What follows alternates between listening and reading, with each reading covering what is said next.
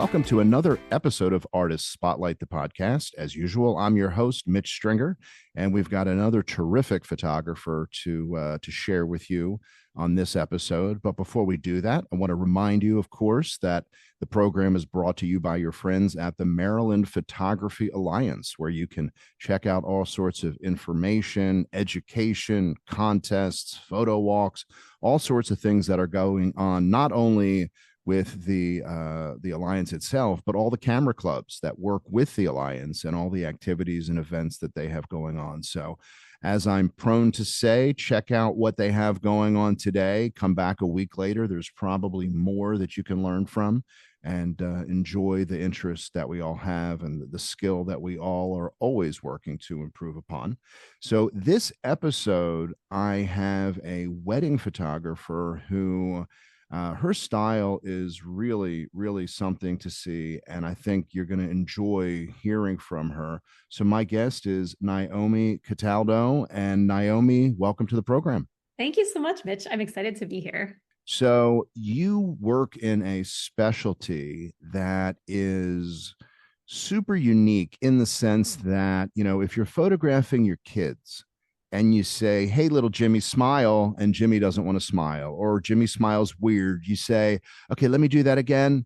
And Jimmy can do it again. And you may or may not get a picture because Jimmy's 9 and not the best model.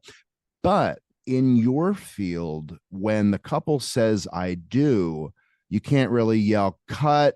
Can you just do that one more time with feeling and kind of turn your head this way? So how do you sort of deal with a very one-time only, you know, specific area of specialty?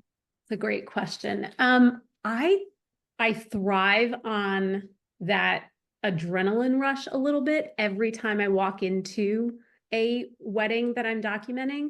So there's a little bit of that like creative adrenaline rush that I get thinking about the importance of this moment never happening again. Like you said, it cannot kind of be repeated.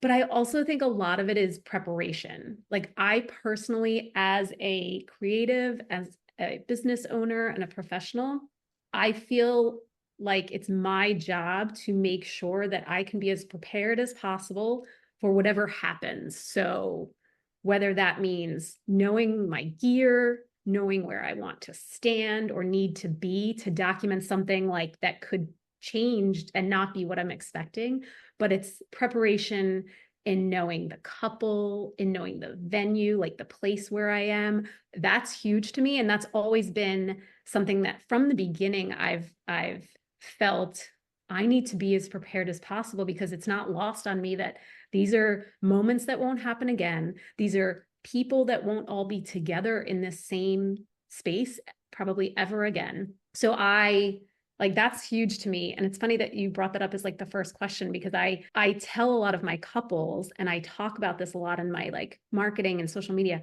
I will go to your venue and location where your wedding is being held, whether I've shot there or been there before or not. Like I actually enjoy the like location scouting process.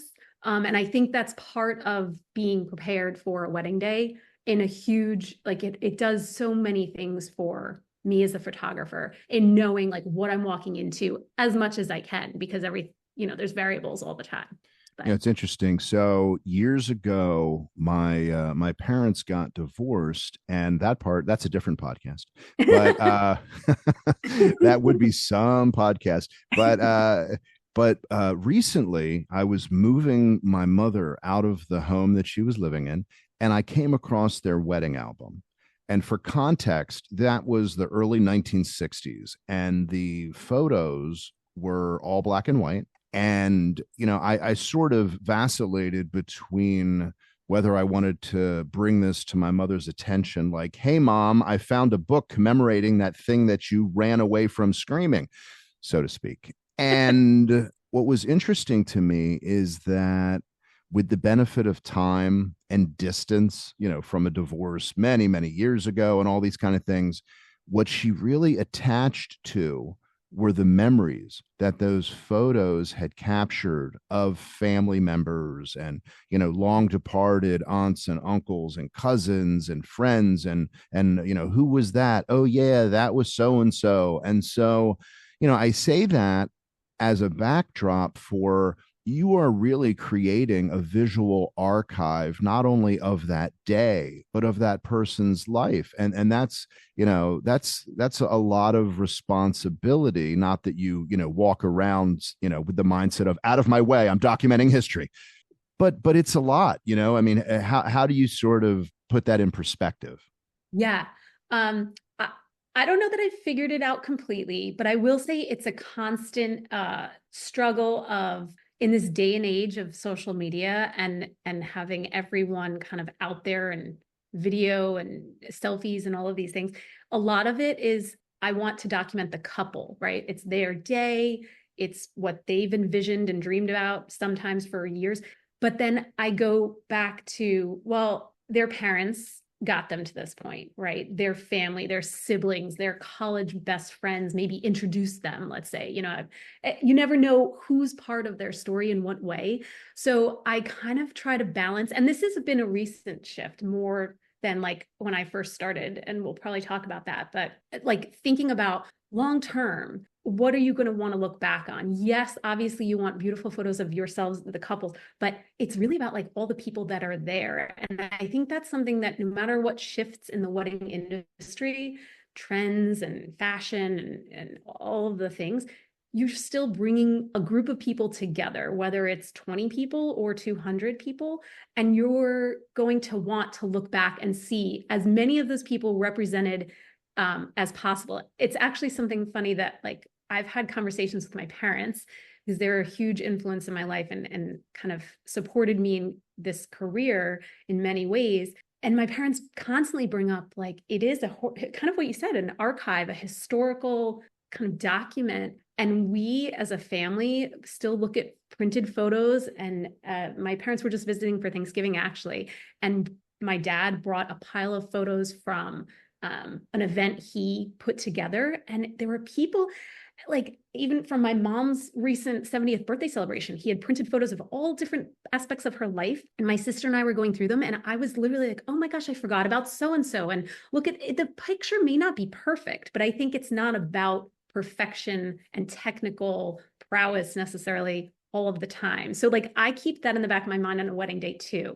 Like it may not be a great photo of Aunt Sally and Uncle Mark standing there, but like they're laughing and they're making a funny, kind of reaction to what's going on. And I think you're going to want that later in life, whether it's you or your mom or your future child, to be like, who was that? Oh my God, that was the uncle that would like constantly make a funny joke at Thanksgiving. That's what he looked like. Or, so I guess I try to keep a lot of that in the back of my mind and position myself to anticipate that throughout the wedding day.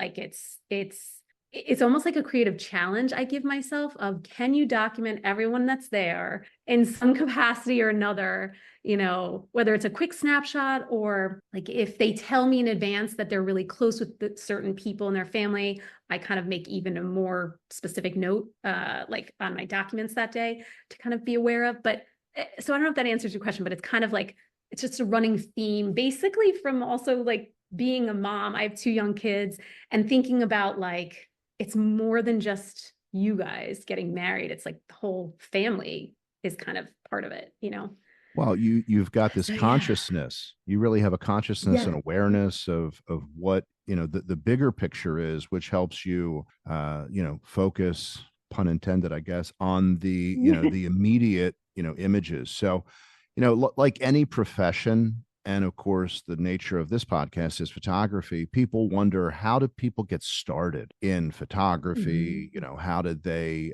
focus on a particular area of specialty, with yours being weddings? So I know that your career path did not begin day one with wedding photography. So maybe share with our listeners kind of when you first really picked up a camera with kind of a clue, if you will, of what you wanted to do with it, and then, how that evolved over time into eventually you becoming a professional wedding photographer. Yeah, happy to do that. So it's kind of a story. My background, I actually went to college for architecture. I went to Syracuse University in upstate New York. I went and got my degree. It was a 5-year program. I absolutely love design and kind of creative thinking. So I knew that the career would give me that background. And I think that was the biggest thing I walked away from. So I graduated college. I went and started working in Baltimore at an architecture firm when I first graduated. And Baltimore was never actually even on my radar, but one of the alumni at Syracuse who was recruiting for work when I was graduating brought me here, and I fell in love with the city. So I moved to Baltimore in 2005, and I started working in the industry, in the design industry, and I loved it. But over time and kind of working in the profession I was in, which architecture and the construction industry is not a quick one time, projects are long term. I began to feel a little bit not as fulfilled creatively. And I always felt like architecture would be this like really creative artistic career, and it can be, but it wasn't for me. And so I had my daughter in 2012, and I remember my husband and I were living in a row house in Baltimore City, and for one of the gifts he gave me at my birthday that year was a 50 millimeter prime lens. It was my first prime lens. I was using an Olympus camera body at that time. And I honestly don't even remember why or when I got the camera body. And like, I think I had it for years, just kind of enjoying as a hobby. But he knew that when we were having our daughter, I would want to take some pictures of our baby and document that for fun, as like a hobby. So, but I hadn't had a prime lens before. And I was working downtown. I would take the water taxi from where we lived across the harbor in Baltimore to my job, which I felt really lucky to have that commute type.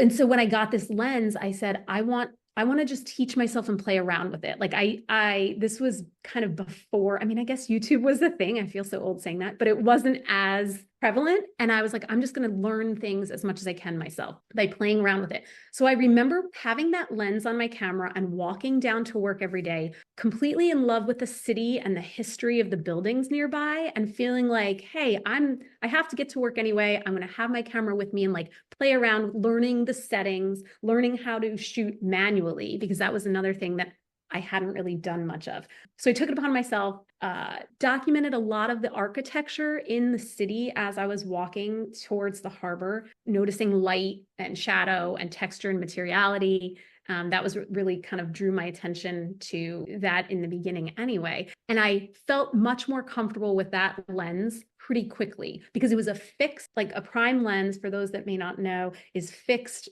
in focal length. So I felt like this challenge of when I would want to document people like my family or our dog in the park, I realized pretty quickly that I have to move myself. It's not a zoom lens that I can kind of like stay in one place and get a lot of different variety of imagery. I had to move and get familiar and comfortable with like distance away from a subject. And then if I was posing them, how to kind of do that while moving and make it feel comfortable for the people that might have been in front of my camera, which were like friends and neighbors at that time, because I was like, let me take my camera out and test things out with you in the park. So from that moment, one of our neighbors down the block was a friend of ours, and she was getting married for the second time. And she had approached me because I had taken photos of her and her dog. Her dog was getting older, and she's like, I just want some good photos of him. And after doing that, she was like, hey, we're getting married. It's going to be a really small wedding. It's our second wedding. We just want one good photo of the two of us. We really feel comfortable with you because we know you. And would you be willing to photograph our wedding? I had never photographed a wedding, nothing more than like being out in the park with people and shooting like buildings, like I mentioned. And so I said, well, never done this. It's not necessarily something I feel comfortable with, but if you trust me, she said, Naomi, we just want one good photo. I really think you can do that. And I was like, I can do one good photo, sure. Fast forward to the fact that when she told me where her wedding was taking place, it was in the darkest setting in the basement of a building in Fells Point. So in like a restaurant that had no natural light. But I just figured, she had also mentioned they were getting married in the park, and then the dinner was in this low basement setting. So like, I knew there would be some opportunity for outdoor natural light photos. And I was like, sure, we know the park really well. Let's do it. I look back at that. That was my first wedding in 2012. It was in June. June. And I look back at those photos and I'm like completely like, what was I thinking? I didn't know anything. Yeah, we all But do that. Yeah. yes, right. Like that's actually, I think, a good thing, because if I wasn't able to say that, then I haven't grown enough or learned enough. But looking back, I was like, my God, I had no idea. I shouldn't have taken that on. But it really was the pivotal moment for me in realizing I love working with people. And I love the excitement, like we kind of started to touch on the excitement of like not knowing what's going to happen that day and the joy that people are bringing to it, but also like the trust in me creatively. Like they're relying on my expertise and creative vision to document something that's dynamic, emotional, beautiful, and has some longevity and legacy to it. Like to me, I just was like, wow, this is completely different than architecture. I can kind of leave my mark on something while also contributing like emotionally. I'm a really kind of positive person in general, optimistic. I've always been that way. And so I felt like this career path of like, oh my gosh, working with people on a day that has so much joy behind it could be really fun. So I, from there, shared the photos with her. This was in like kind of the early days of Facebook, when you would tag vendors or people, their accounts, and then they would easily have like organic reach to get out there pretty quickly. So I shared some of her photos and tagged a local florist. And I think that was maybe the restaurant where she had her wedding. From there, the florist that she had worked with was good friends with the second couple that I ended up working with, because they were business owners in Baltimore City and really wanted a local team of vendors. So she had a local florist, which is the one who worked on the first wedding I did. And they hired a local wedding planner who was also early in her business. And so like we connected because she found me on Facebook and the bride, this couple, and said, I really just want all local. I have the florist, I have the venue. It was like their wine shop. They were wine business owners and owned a wine shop in Canton. And she was like, I love that you're local. And that's really huge for me. And I was like, oh my gosh, well, yeah, like, again, I didn't know what I was doing necessarily. And it was in this venue that was kind of like a unique situation. So it forced me, like the circumstances I've had kind of forced me to learn quickly and become comfortable in unknown situations, which, to be honest, I don't love change as like a general personality trait. I don't love it, but I feel like this has forced me to figure things out and feel comfortable with what I need to do from a professional like standpoint and creative standpoint pretty quickly. So that was my second wedding, was that same year in 2012. And then it kind of grew and like blossomed in a way that, like, again, I shared and connected and tagged people on social media early on, worked with that wedding planner from that wedding on another wedding, like a year or two after that. So it like that organically is how it started and grew. And then it completely took off. I don't want to say, I mean, 2015 was the year, like a pivotal year for me. So 2012 was when I started. 2015, I had my son. And at that point, I had been in the architecture industry for a little while, long enough to know that this was something I love doing. And I felt like I needed to make a decision. Am I going to leave my architecture job and do this full time? Or am I going to keep doing essentially two full-time jobs? Because what I found was I would shoot the wedding on a Saturday and then be editing for days after that. But because I was working a full-time 9 to 5, I'm working at night. I have young kids. I'm staying up late. I was burning the candle at both ends and I couldn't do it. So I started having conversations with my husband of like, I want to do this full time. And that took a little while because with little kids, they were in daycare and we had a lot of bills and payments, and figuring out like, am I going to leave the comforts of a 9 to 5, a job? It's risky. It's a risky move, right? It was a huge thing for me. It was scary. I went to school for that. Like I had a degree in architecture. I felt like a lot of that responsibility of like, I all of the things. But I had never felt so comfortable and confident and excited for like, I was thinking about photography and weddings all of the time. I loved coming up with ideas for social media, because that was a point when like Instagram started getting, I think, pretty, like in 2015, it started getting bigger in my world anyway. And I was like, oh my gosh, I can share this and that and these tips and these location ideas, and like walking around the city, I just found myself thinking about it all of the time and like figuring out how I could get more bookings and jobs, like by just my own, like I didn't have the money and the expertise to like hire professionals or hire a website designer. I knew that if I was going to go full time with this career, a lot of it was on me in the beginning. And I was trying to be creative about how I can get a website up, get the kind of couples that I felt connected with. So like early on when I was thinking about leaving architecture, I cut my hours back at the firm I was working. So I would work 4 10-hour days, which allowed me to have Fridays off, which was good because I got to be with my kids a little bit when they were really young. But it was also pivotal because I was able to connect with wedding professionals in this area. So I went on a ton of like coffee dates and meetups and made appointments and reached out with wedding planners, florists. I feel like there were others, like caterers a little bit as well in there. And I really figured out that like if I connect with people rather than pay for some like Facebook ads, this is what I like, how I can stand out and differentiate myself a little bit by just like learning about local other business owners. And that was in 2015.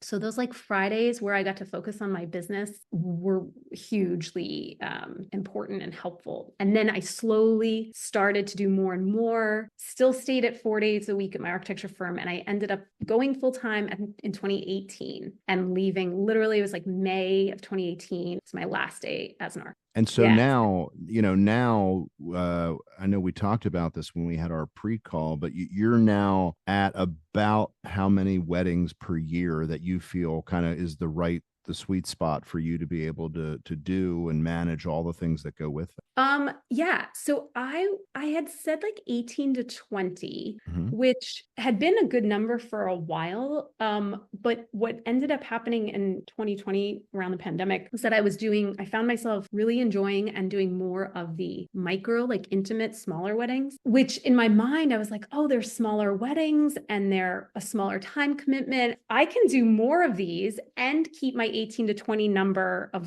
like fuller, larger weddings. And this will be great, like more profit, more money, more connections, more everything. And then I just never changed.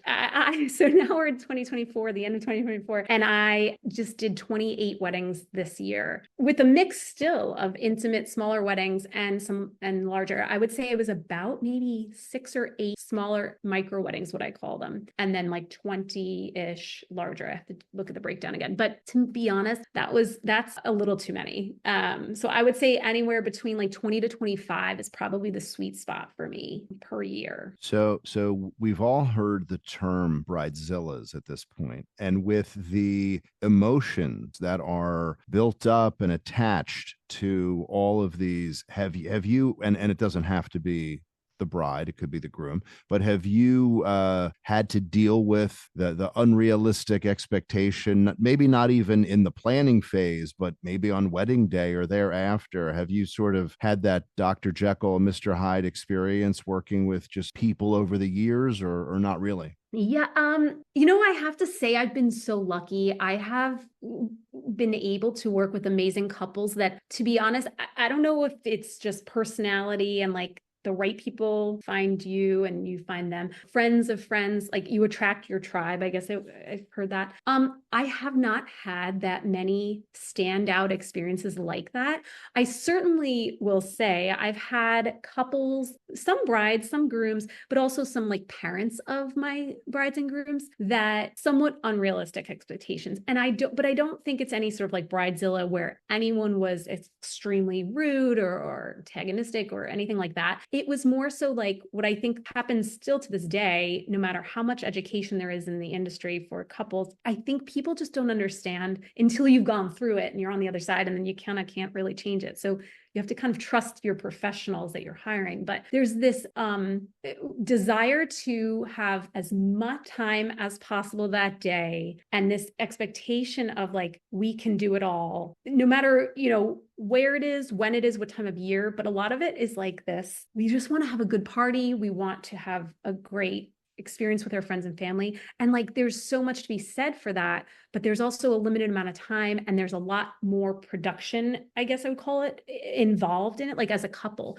you're wearing attire and outfits that you're not used to wearing. So you just don't realize that like if you want to go from the hotel or the house, wherever you're getting ready, to then the wedding venue, but you want to stop at one or two places and take some portraits of the two of you, or you want to see each other before the ceremony. So you're planning to stop here, grab your dog, which I've had some couples do, like have a friend bring their dog out for portraits. I'm a huge fan and a huge supporter of that, but a lot of people don't realize how much more time it takes to like literally just move that day when you have friends and family pulling you in different directions and wanting certain things. So like those experiences have been a little bit of like, oh, there's a lot of educating that we need to do with our couples. And I try to do that like on our initial call and conversation, talk about like, we can absolutely spend a ton of time taking portraits of you guys, but I know you have large families and we are going to need some time for family portraits. Or for example, one of the things that happens a lot is those couples that are getting married in November and December, January too, but there's less of those weddings. The daylight hours are obviously much less and shorter in the winter and the late fall. And I've had a lot of couples that get married in December and don't realize, or don't, you just don't think it's going to be an issue, but that if you're getting married at 4, 5, 6 o'clock and you don't want to see each other beforehand, like this first look idea is something that's been really popular, but couples are like, I just want to see each other down the aisle. That's completely fine, but you have to realize the sun is going down and you're not going to have any photos in daylight. And like, that's been a stressful point in some weddings because we're losing our natural light, but yet they still want some photos outside or it's super cold and they're like, oh, let's just take them later. I'm really cold right now. I'm like, well, okay, but they're going to look very different at 6 o'clock when the sun is down versus in the summertime where we have a lot more flexibility based on scheduling and timing. So like, that's what I find myself trying to navigate between couples and demands the day of. Yeah, it's sort of, like I guess any industry, it's sort of client management, client education, creating realistic expectations. So Yeah. so full disclosure, years ago, many years ago, I shot 2 weddings really, and probably 2-3 years apart, just as an accommodation for somebody. And I kind of went in with the game plan that I was going to have kind of like a journalistic style approach. I knew there would be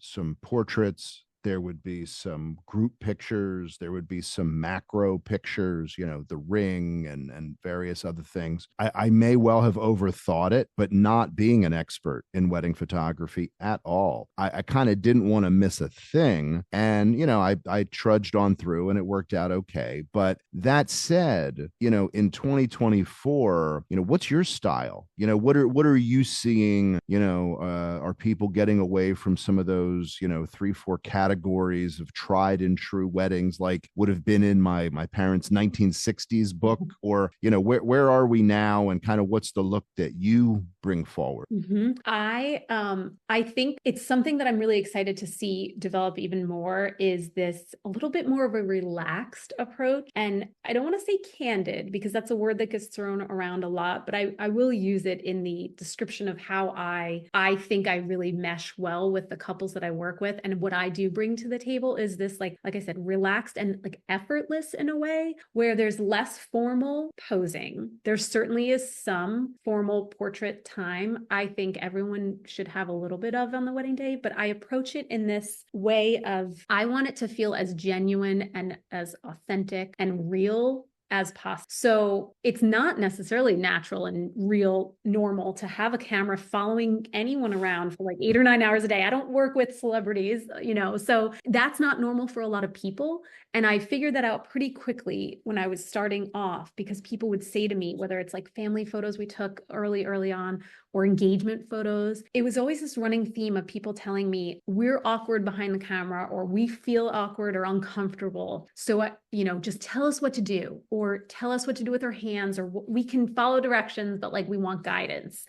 And I heard that time and time again from people that I started working with. And then I realized that the reason I was attracting people that kept saying that was because I feel like I bring a comfort level personality wise to a lot of the couples I work with. Like down to earth is something that I feel like a lot of my couples have in common, where we're relatable and there's this like genuine love and passion for the city, the lifestyle that we kind of all share on this like East Coast mentality of like urban history and life like that. And so I feel like a lot of my couples want to celebrate their day in places that have a history and a character to them. So I feel like that lends itself to a little bit more of a I don't know, like not casual, but somewhat candid. Like there's less of that, like, or at least for me, less of the hotel ballroom, like do this, do that. Now we're cutting the cake. I mean, people still cut the cake, yes, but there's a little bit more of a creative, like, we want to do this differently than the way our parents did, or even like 5 or 10 years ago, our friends did. And like, can we bend the rules? Or is that okay if we like actually include our dog walking down the aisle? Yeah, I think one of the things that a wedding should be is a celebration of the two of you together and like what makes your relationship special. So I tell all of my couples, like, I want you to feel comfortable. I'm open to whatever ideas you have. Whether that's, we take photos at your house in the morning because you feel most comfortable getting ready there. You want to get ready together rather than in separate places, which I think is like a kind of a more a new idea. But I just photographed a couple in November and they were like, we want to get ready together and enjoy the day and like not feel so structured and formal with everything we have to do. So I think that's kind of been my approach for a while. And it's gotten a little bit more documentary, like you mentioned, in the ways of like, I'm realizing some of those candid, like behind the scenes photos are the ones that a lot of people tell me are the most meaningful to them, because like the big moments are, I don't want to say less important. They're definitely not, like the first kiss or walking down the aisle or father-daughter dance and things like that. Those are definitely important. And I think what everyone expects to see from their wedding photos. But I think the unexpected and, like you said, that kind of archival quality of like when your grandmother looked over at you from the corner of the room as you're getting your dress on, I know those things are going to happen. So I anticipate a lot of that just because I have the experience of like knowing. I would love to see if my grandparents were at my wedding, like what their reaction was versus, a formal portrait of you standing with your grandmother. Sure, we're going to do that. But I think it's like those candid moments that the emotion is just naturally happening and you're not telling anyone to smile or look at each other. That to me is what I love documenting. And I think a lot of my couples have realized that and appreciate that.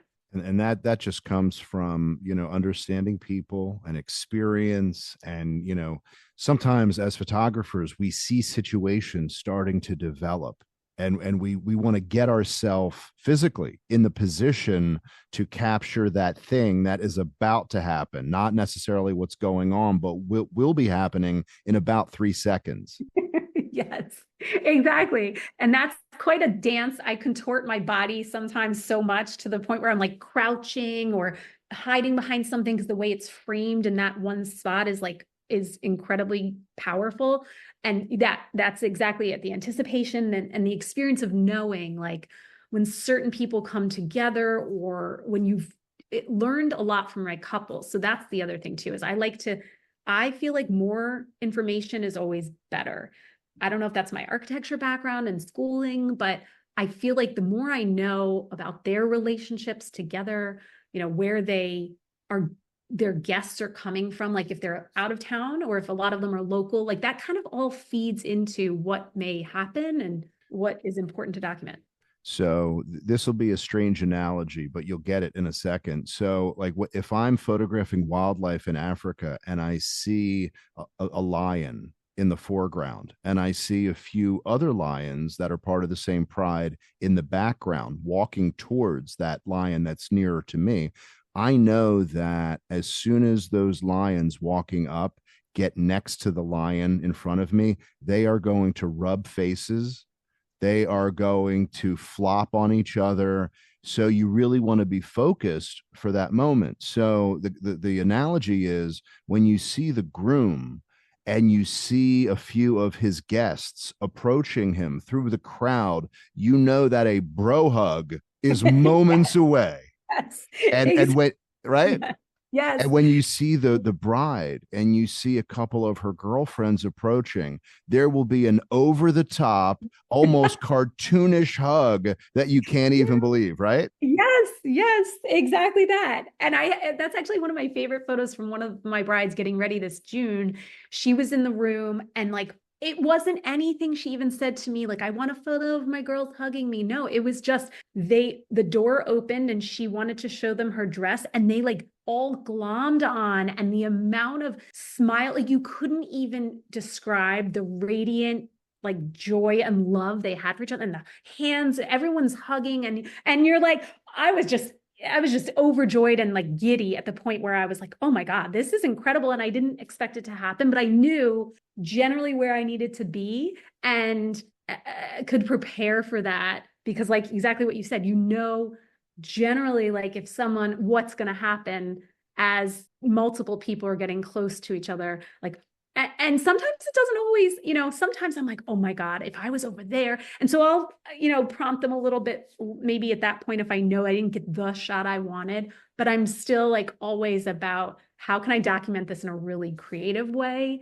while getting what's actually happening and not like forcing it to happen. You Oh can't go yeah. back.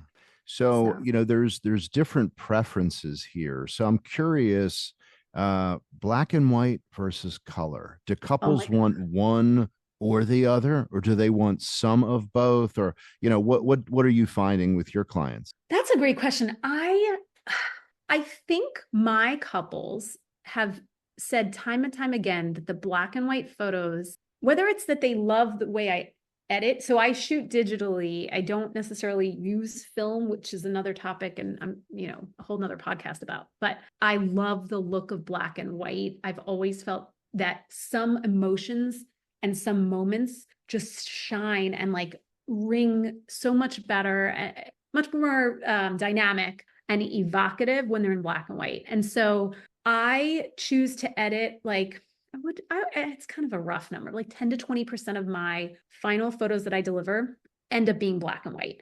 It's kind of like this creative artistic license I take where I just feel like, oh my God, that moment looks amazing in black and white and needs to be versus the rest where I feel like color is more powerful in that certain situation. So I think I also I've seen and I'm friends with a lot of wedding photographers that I admire and I've seen a lot of their work and heard from others where some photographers will deliver the photos in both black and white and color like every single photo.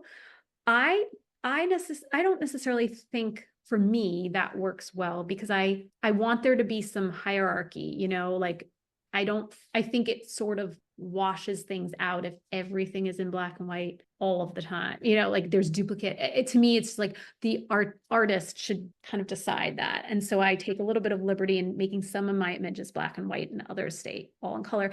And I haven't had any couples necessarily unhappy with that decision. I think it lends itself to then the black and white photos take a little bit more prominence in a sense. And a Hmm. lot of my couples will say and print the black and whites out. I've found like they'll share with me what they're printing on their walls or what they're sharing, and they end up usually being those black and white images. So I don't know if it's like this classic timeless feel that they have to them, which I think they absolutely do. But Yeah, yeah, so I do both.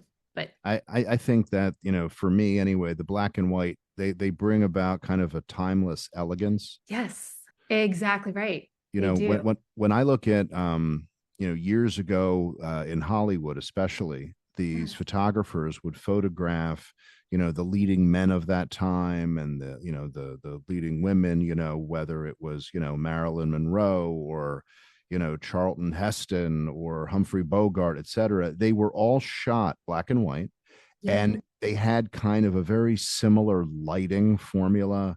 And these photos, people looked so incredibly elegant.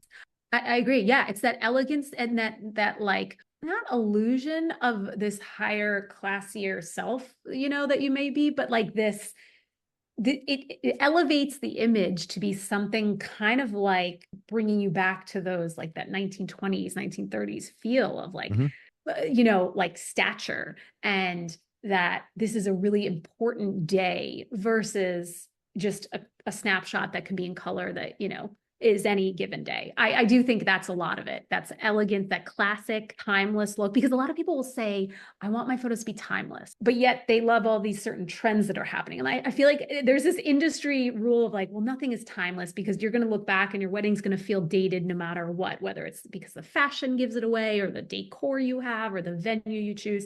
So I do somewhat feel that like nothing is timeless. There's going to be some stamp or mark on it that alludes to what time we're in. But as much as we possibly can take away that like dating of it, I do think black and white is the best way to convey that. And like there's a crispness to those images and a clean, like, and that's something I really love based on like, again, my design background. I think crisp and clean and like as timeless as you can be with the medium we use, black and white is that for me. I also think that I mean you can do what I'm about to say with color, but I think that black and white also maximizes the impact of light and shadow on the faces, especially shaping the faces of the subject. Absolutely. Yeah. Yes. Yeah. I mean, like the contrast, like boost that it gives, like, and so that's actually something that I am pretty particular about in my imagery. When you see black and white photos of mine, I want them to be really crisp and more of a contrast than less. Like, for example, when things are gray and muddy, like I've seen a lot of black and white, I say that in quotes, photography of other photographers. And I just feel like that's not a true black and white. Like there has to be some actual contrast to the image and like you know, I don't know. I just think a lot of black and whites don't do themselves justice. Like there could be more to it, and that light and shadow should be emphasized a little bit more than not, if that makes sense. Well, I'm going to give listeners a name to go down the rabbit hole and check out. This is a very much still living and working Hollywood photographer. His name is Greg Gorman, Gorman. Check out Greg Gorman's photography when you have time. And I say that because a lot of his black and white work, a lot of the ways in which he would do his lighting, and he has a phenomenal campaign years ago, which they recently redid with LA Eyeworks, which is an eyeglass company, and just some of the iconic Hollywood figures from film and music and so forth. But in that Greg Gorman sort of old school style that still resonates today. So there's a tidbit to go back to. One of the things that I was told that I needed to do way back when for these pair of weddings I shot was talk to the priest, talk to whoever is officiating, because there are things they allow, things they don't allow, places I could be and places I didn't dare go from a photographer's standpoint. So how have you found that interaction with whomever's officiating the weddings and where you can go and can't stand? Yes. Oh my gosh, that's funny because that brings up immediately a lot of the church weddings I've photographed. And I think that's something that I don't know if it's a surprise or not, but I think I've photographed less of those really formal environments and churches and temples and religious venues. Recently, less and less of them. However, there are still plenty chapels and churches and places of that significance that I photograph in. And I've had it where a few years ago, there were a lot of those rules, whether it was the priest or the officiant, or even like the organization would send me their rules in advance. So the couple would share that like, these are the rules of the church. And some of them I had to sign off on. Some of them they would just want to talk about with me in person that day. And I'm completely respectful of that. And I'm happy to abide by them. I think sometimes it can get to be a challenge because I've had certain churches that have said like, you can't go past that like middle part of the aisle. Like that is it. Whether you're on the center, the aisle, the sides, whatever it is, don't go past it. In those situations, like I'm happy to, again, abide by that. But I do try to communicate with my couple, whether it's in advance of the wedding, because I learn about it beforehand, or it's like that day, I will still try to pull them aside and say like, hey, there's only so much I can do if I'm not able to get super, super close. Not like I always get super close, but I like the option. But having said that, I always shoot ceremonies with a zoom lens, a 70 to 200 millimeter, which allows me, so like, even if I'm essentially limited to being at the back of the aisle, I can get most of what I need to document accomplished with that range. So I feel like, I can work with whatever the rules are. A lot of it is also no flash photography.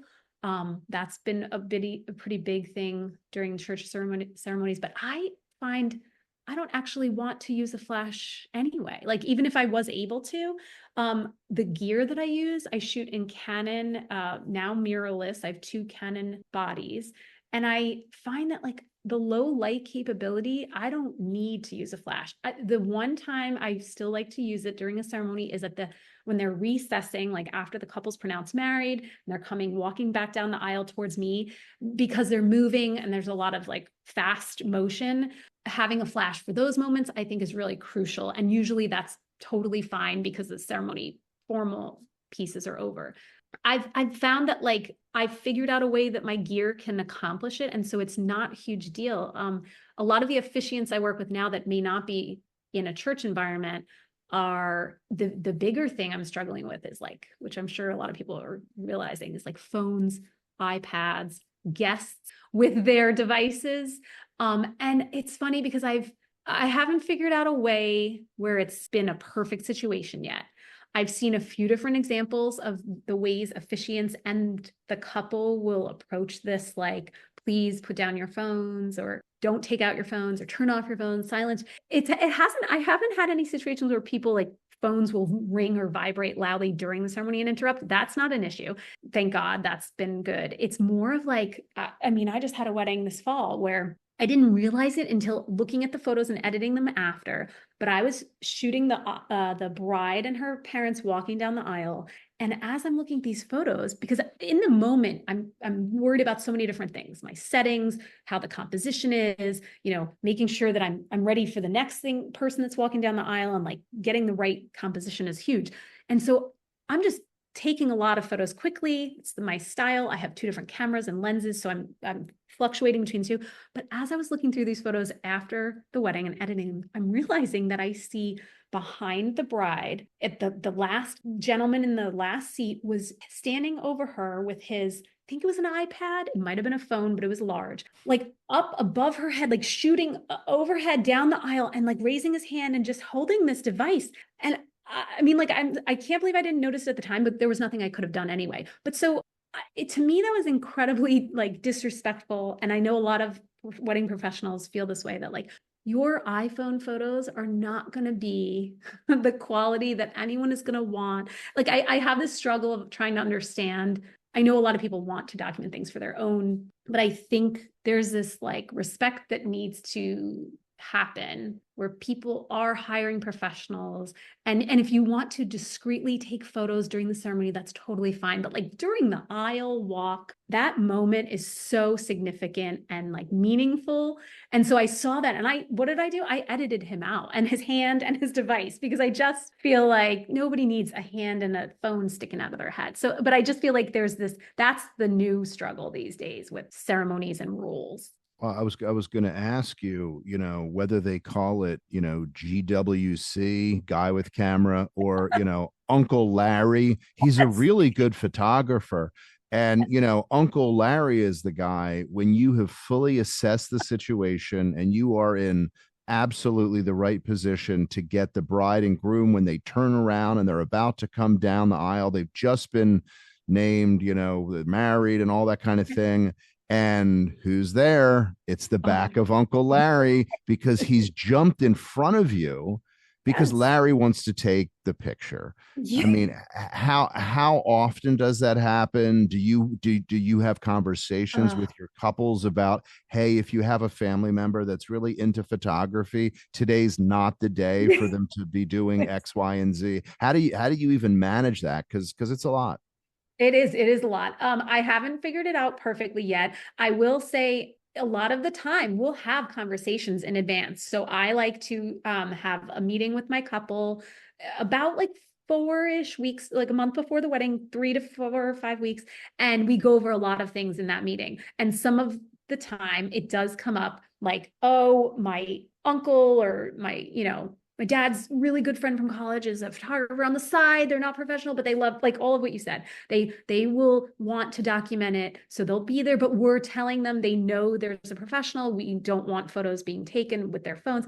It's always like this surprise on the day of, where it's either somebody you're not expecting, or even though the couple says we've spoken to them, or my mom will not be documenting everything. I've talked to her multiple times, not necessarily walking down the aisle, but the moms have this need to have their photos on the phone, because they're going to get them right instantly right then versus waiting for my photos, which I get it. But so I end up finding, like, I'm not a very confrontational person when it comes to that. So I'm not going to make anyone feel uncomfortable that day. But I have had certain situations where the aisle walk is one thing, but I've had dances. So father-daughter dance, mother-son dance, or their first dance, the couple's first dance, where I've had Uncle Larry literally like following me on the dance floor with either video, a light, a DSLR, SLR camera of his own.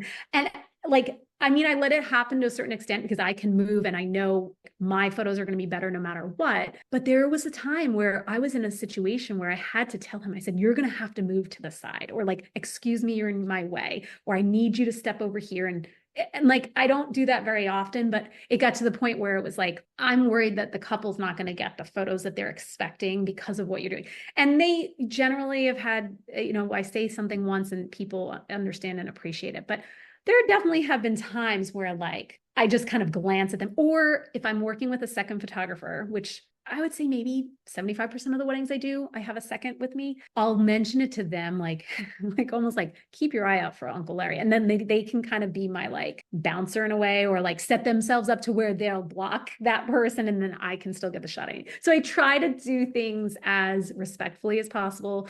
And I've had a lot of my couples tell me, like, no, we want you to do whatever you need to do to we're paying you a lot of money. We're expecting these things. Like, please don't be so nice and just use whatever you got to do to get the shot. But I still, like, I think it's my personality.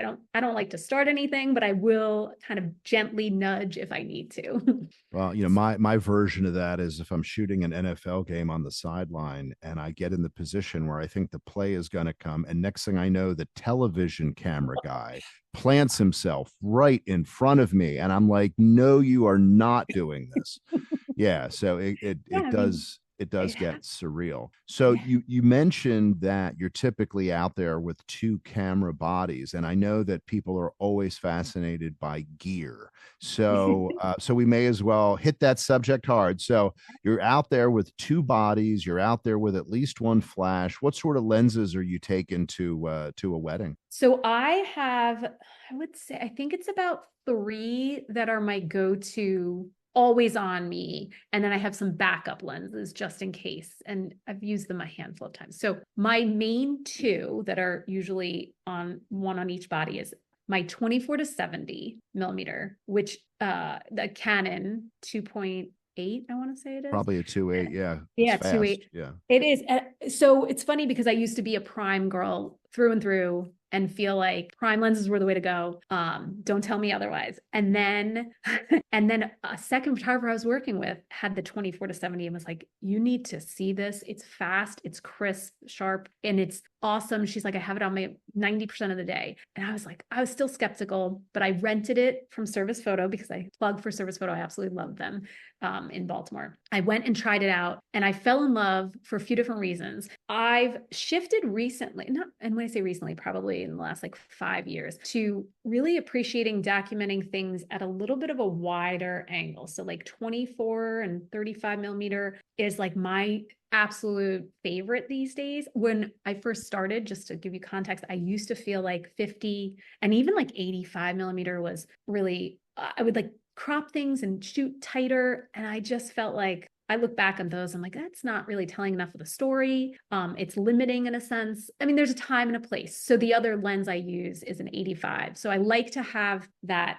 really covered, like, so 24 to 85 range covered between the two lenses I use. And then the third is that 70 to 200 I mentioned. So that only comes out really for ceremony, speeches, and maybe first dances, like moments where I might want closeness of the people and the portrait aspect of like the speech giver, and like the tightness of the ceremony, like intimacy, to have that. But most of the time, I'm on my 24 to 70 and then 85 for like variety of, if I have a second and I know they're shooting wide at this specific moment, I'll use my 85 a little bit more. But for the most part, like my 24 to 70, I got to look at my shutter count for that thing, because like the camera that has that on there is completely getting a workout way more than my other. And the card I shoot on, like I use a bigger card. I usually shoot with a 128 gig SD card on that camera body because I know I'm going to blow through a lot. And then I don't need that on my other lens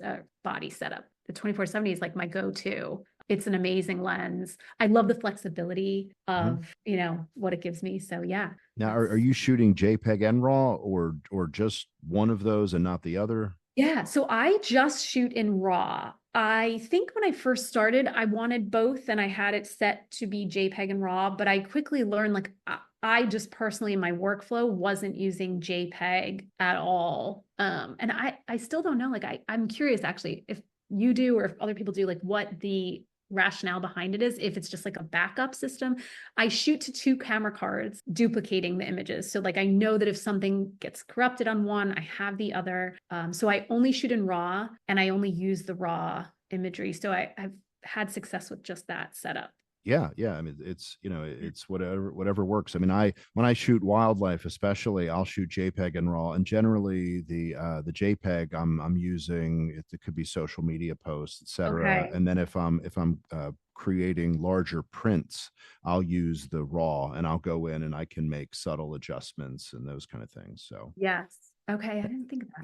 now, are you seeing that people are wanting stills and video, or is there a higher proportion where it's really just stills only amongst your clients? My clients, it's funny because that comes up in a lot of our early conversations. I'll even ask them, like, are you thinking of video? How's that going to look for you guys? And for me, video's gotten to be more of a consideration, but it's still, like, I would say 80 to 85% of my couples prioritize still photography and don't have video. Maybe it's 75 to 80, maybe it's a little bit lower. But I think video has been around for a while, and not to knock on any, I have friends that are videographers and very talented. I've worked with a lot of great ones that I love to recommend to people.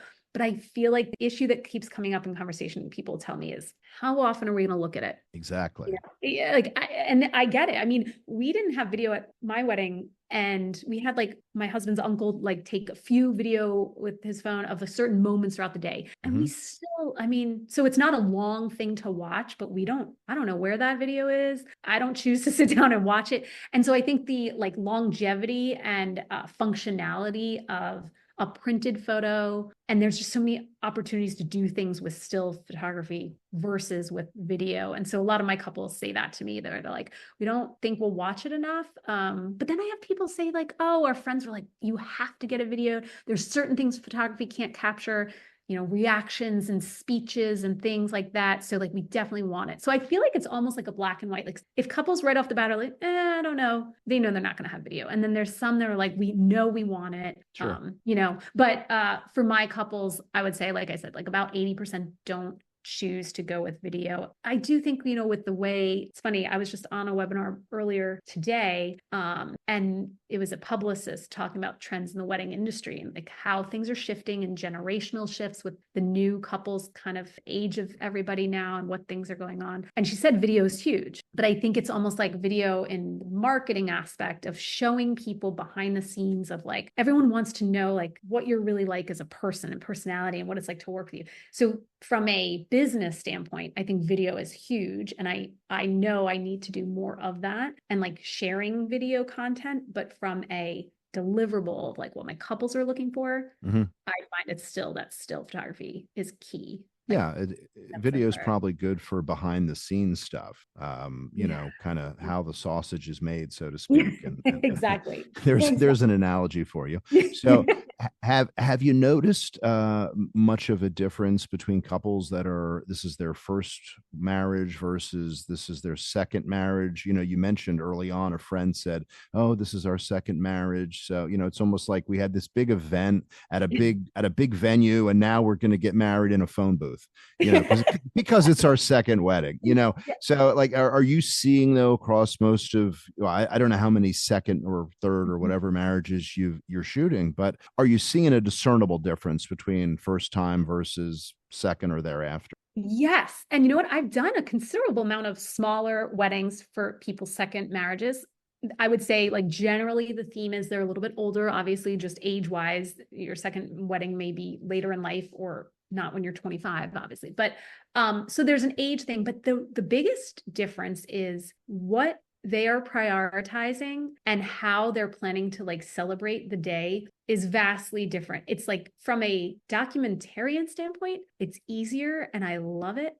Because there's like they strip away everything that usually you have at your first big wedding, and it's like they may have a smaller, like it may be their children there with them, or like a best friend from each side of theirs, or their parents. Like that's generally the second weddings I'm seeing are a lot smaller, a lot more intimate, and they're actually sometimes more creative with like where they're getting married. So I actually just photographed this, gosh, when was it? I think this summer. Yeah, it wasn't the fall. A couple who had an elopement. It was like they were a little bit older on a boat in the harbor, like the Baltimore water taxi. They were like, we love doing things differently. We travel a lot. We kind of like to do experiences that are more memorable than not. And like, why not get married on a boat? And I just feel like there's a flexibility there if you're doing something smaller that a lot of those second weddings are having. And I think there's like a beauty to that where you're not maybe taking everyone's opinions into, you know, your mind. Like your parents are still probably there and around and happy for you, but it's not like this pressure of we have to get 150 people from all aspects of our lives. There's this like more intimate, more meaningful nature to their celebrations. I don't want to Well, say yeah, more meaningful. That sounds bad, but you know what I mean? Like a yeah, little different. I think, you know, when you are, you know, younger and you know, whether this is good, bad, or neither, you know, if your parents are maybe playing a role in helping to pay for part of the wedding, then even though you may want to tell, you know, mom politely or not so, back off, this is my day, you know, mom's influence and others' influence might be such that you say, I don't really care about that, but it's important to my parents, so we'll do it. Now you're at your second wedding, and assuming the parents are still very much alive, but I think people are then more comfortable saying to mom or dad or aunt or uncle, I understand what you're saying, but it's just not something that I want to do. You know, Yeah. you sort of have more of a, you feel like you have more of a voice Yes. anyway. Yes. Exactly right. Yeah. And they're also, I mean, the other thing I just thought of while you were saying that is they're taking a lot of the cost maybe and the planning on their own. Like parents aren't helping, like you said, but there's this level of like, I am happy to take care of this on my own, and like this freedom of that. And so there's like a way that it's more important to celebrate how they want to and not necessarily with all of the people in a sense Mm-hmm. that you know are usually part of those larger celebrations. So you know they're footing a lot of the bill themselves, and they may want it to be a little bit more luxurious in a setting that like they may not have been able to afford previously, but they're willing to have like make certain cuts and to allow that like more relaxed creative, like I said, on a boat or at this like really luxe hotel where it's like 10 people for dinner. Your dinner bill may be equal to like a 50-person celebration somewhere else, but you're just limiting it to these are the critical people I need to have there. So yeah, it's been interesting to see. And I actually love, I mean, I'm a huge proponent of like there's less and less rules now Mm-hmm. in weddings, which I think has been a somewhat of like a COVID pandemic result. But maybe it's just the generational shift and like the way people value certain things. But I think that's been a nice change to see creativity and like weddings happening in people's backyards and living rooms and like super cool places that didn't used to be that way. Yeah, it's whatever you want it to be. Yeah, yeah. So your company name, Urban Row Photography. I love the name. How did you decide that that's what you wanted to call your business? Yeah, it's funny because I remember figuring out what should the name be when I was establishing myself. And I had Naomi Cataldo Photography for a little while. I made my own logo. I felt like I had to do all the things with business cards. But I like something felt off to me because I knew, like, I had read a lot of things about business ownership and listening to podcasts that people said, like, they're a dime a dozen. Like, you have, Rachel Smith Photography. And like, what does that mean? I mean, people that don't know you and discover your photography, like, what does the name say? It's kind of hard. It's just your name. I felt like for me, I wanted it to be something that was a little bit bigger than me. Not necessarily thinking long-term, like, although I had heard this, like, oh, if you ever want to sell your business, nobody's going to want to buy Naomi Cataldo Photography because that doesn't mean anything to that person. So a little bit of me thought, oh, it should be a more broad name. But I also wanted it to reflect my background because I knew that, like, I was a little bit different in having that architecture background, and that coming to Baltimore and living here really influenced a lot of my work and my eye. And so I thought about doing something with the park because we lived near Patterson Park for a while. But what came to me was like, I love the urban life. Like, I live in the city. I've chosen to live in a city. I've like really kind of become familiar with city life. And I love the dynamic and like energy it brings, which I think is different than some people. And so I wanted it to have that in the name. So that's where the urban came from. And row, it sounds a little cheesy, but like I said, we lived in a row house in Patterson Park. It was the first place I moved to in Baltimore City. I would always walk by all of these different row houses down through Patterson Park and Fells Point. And I felt like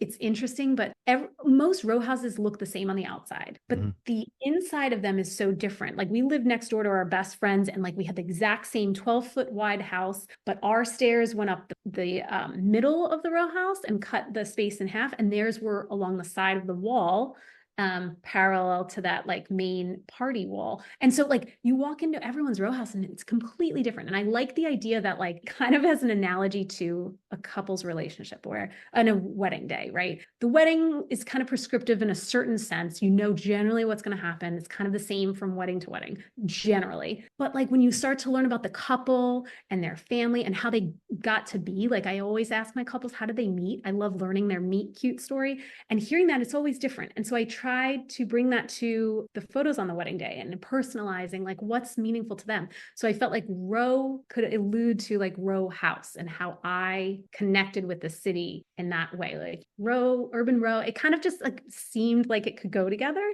And now I'm so glad because a lot of people, it like stands out in their mind. They've told me this, like whether it's vendors or couples, they're like, oh, it's different. And my husband will tell you this all the time, but we say this and he jokes, but like, I always say, like, I don't want it to be a typical photo. I don't want it to look boring and like something you see everywhere.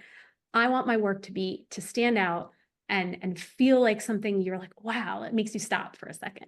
And so I felt like the name should also reflect like a little bit different, not as typical as like Joe Schmo photography, like that to me was important. So I tried to be creative with the name. Makes sense. So I'm going to give you the last word on this. So if you were to give what we could call a warning, I'll call it a love letter to Uncle Larry, or the Uncle Larrys or Aunt Lorenas out there who are listening, who may be attending a wedding and they have a camera and they really do want to bring that camera. What would be your love letter to those folks about how to attend a wedding where you're not the official photographer, where a professional wedding photographer has been hired? What would you put in this love letter to those camera toting? Oh my goodness. I would say that I think there's a time and a place, like a lot of things in life, to read the room and kind of get a sense of like, you're there as an invited guest, like you're a very important person. That's why you're there. They have a limited invite list, right? But at the same time, like there's a time and a place. So I think what a lot of successful officiants I've seen have done is say something like, this is your time, Aunt Lorena and Uncle Larry, take out your phones, which it's not every officiant. There's like two that I've seen do this before the ceremony. take a picture of the couple. They're standing up here together. I know you want to do this. Take out your phones now, take a photo, and then put it away and be present without it in front of you. And I think like that, if that could become more prevalent in the wedding industry, I think that does a really good thing for everyone. It gives those people their moment to take a photo and like go back and show their coworker the next day. But it's also like putting it away and not having it on your person or in your hands, I think is so like important. And I have this conversation with my family and my parents a lot too. Like it's a device that like you're seeing it through. So you're not really experiencing the moment and being present if you're holding it and thinking about turning it on and off and adjusting the contrast. And so give the couple the honor of like, this moment will never happen again. So put it away, because your photo can happen later on in the day, probably, maybe not at the exact place, but like you can get a photo of the couple later on, and this moment will not happen again. So like give that moment its reverence in a sense. And don't jump in front of Naomi. Oh my gosh. Yeah, because I will start to get real mean if it keeps happening. I have to, Yeah. yeah, I just for everyone's safety and sanity, right? Yeah. No doubt. No doubt. Well, I appreciate you taking the time to be my guest, and you've been extremely generous with your time. And it's been just a total pleasure to talk with you. For people who are listening and they want to, contact you, they want to follow your work, they want to see examples of what you're doing, what's the best place or places for them to look to do that? Great question. Thank you so much for having me, by the way. Like this was a huge honor and so much fun to do. And you were great at asking questions. And I just felt like it was such a fun experience to have. So thank you for having me. I would say I'm most active on Instagram, and my Instagram handle is at Urban Row Photography. But the other place I really try to direct people to is my website. If they wanted to reach out and contact me and see some of my work, I have a lot of blog posts on my site that are actually pretty helpful and just educational in general about tips for wedding day, things to think about, venue locations I've featured. So like there's a lot of content I try to share that just would help anyone really. So my website is www.urbanrowphoto.com. And so that's a great place. I also have my email on my website if you wanted to contact me directly. But yeah, I think those two places I'm the most active and engaged. I love sharing